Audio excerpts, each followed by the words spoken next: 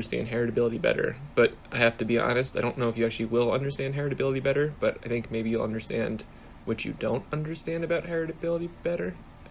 I don't know, this stuff's confusing, but let's get into it. Heritability is a technical notion, so the implications of the way it's defined can be very counterintuitive, and that's because the term doesn't really coincide with how we use it colloquially. So the proper definition is the proportion of the variation in a given trait within a population that can be attributed to genetic differences. And I see something like that, and I'm like, yeah, sure, that makes sense. But the truth is, it's a little bit more confusing than it appears. Let me just quickly go over what heritability is not. It's not how genetic something is.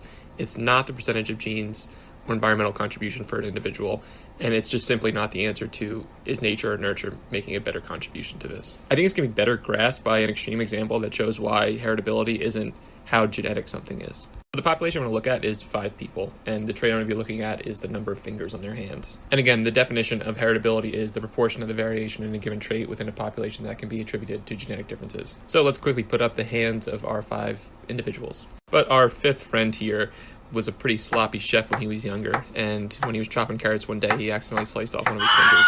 So we see in this population that the variation in the number of fingers is entirely due to environmental factors. Our friend with 9 fingers, the reason he has 9 fingers is entirely due to the fact that he chopped it off, not because of his underlying DNA. So the heritability of the number of fingers on your hand is 0. And the reason this is a good example is because, of course, the reason we have 10 fingers is genetic, but the heritability of this trait is 0. And the thing I'm trying to emphasize here is not that heritability is a useless concept, it's just that it's not a measure of how genetic something is. And then as an example of what heritability is, let me do just an extremely simplified version of heritability. So imagine we grow 2 flowers in one environment and 2 flowers in another environment. In the harsher environment, the flowers grow 2 meters and 3 meters, and in the nicer environment, the flowers grow 5 meters and 6 meters. Those are pretty big boys. So the difference between the flowers in the same environment is 3 minus 2, so 1 meter, and then 6 minus 5, which is 1 meter.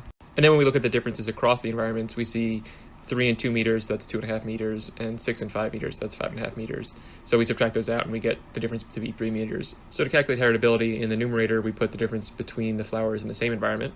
And then in the denominator, we put the sum of the genetic contribution to the variation, and we add that to the environmental contribution to the variation. So in this example, the difference between the flowers in the same environment is 1, and the difference between the flowers in different environments is 3 meters. And then as if things weren't confusing enough, we have to remember that there's a gene-environment correlation, and that's just saying that genes partly determine the environment that people are exposed to. So in the real world, genes and the environment have this crazy feedback loop that make it impossible to say exactly how much each contributed. So these terms apply to all organisms, but I'm going to put it in the context of parent and children because I'm looking at psychological traits for the most part. So passive correlation is that parents who are typically genetically related to their children place children in certain environments. So let's say you're trying to look at psychopathy in a child. We have to remember that children with psychopathy are more likely to have parents with psychopathy, and by virtue of that, they're likely to be raised in an environment that's harsher. And then you have active correlation, and that's that people choose environments influenced by their genotype. So imagine taking a kid who's got a genetic predisposition to psychopathy, and he's got the option of hanging out with friends that are going to be a good influence in, like my boys in the math club, or hanging out with hooligans who are going to do shenanigans after school. So that child's likely to choose an environment that's going to reinforce his psychopathic traits. And then invocative correlation is that children receive responses from others influenced by their genotype, and then in turn, they interpret those responses differently. So for this, picture an infant who's a really fussy child, and he gives the parent a hard time.